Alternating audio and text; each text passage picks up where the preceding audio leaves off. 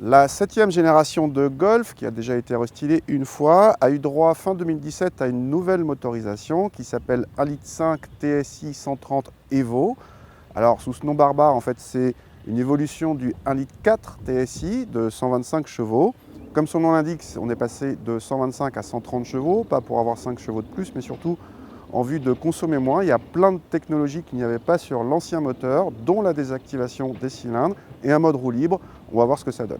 Ce bloc vient se placer dans la gamme entre le 1 litre TSI de 110 chevaux et le 1,5 litre TSI de 150 chevaux et peut être associé à la boîte manuelle ou à la boîte DSG. À l'intérieur, rien de spécial lié à cette motorisation. Notre modèle doté de quelques options reçoit le combiné d'instruments numériques et un grand écran de 10 pouces regroupant GPS et toute la connectivité moderne. La présentation est flatteuse pour la catégorie, sérieuse et l'ergonomie impeccable. À l'arrière, rien de spécial non plus. La Golf fait partie des bons élèves pour l'habitabilité des passagers, un peu moins pour le coffre où les françaises concurrentes font sensiblement mieux. Alors au volant de cette Golf 1,5 litre TSI 130 Evo, on a donc 5 chevaux de plus que sur la 1,4 litre TSI 125. La valeur de couple est exactement la même. Les 5 chevaux ne font aucune différence puisque en performance, que ce soit au 0 à 100 ou au millimètre départ arrêté, on a exactement le même temps qu'auparavant. En termes de désactivation des cylindres, c'est quelque chose qu'on connaissait déjà sur le 1,5 litre TSI 150. C'est quelque chose qui est complètement transparent, on ne le voit vraiment pas. Il y a un petit picto éco qui s'allume au tableau de bord, mais c'est tout. Donc on passe de 2 à 4 cylindres de façon complètement indolore.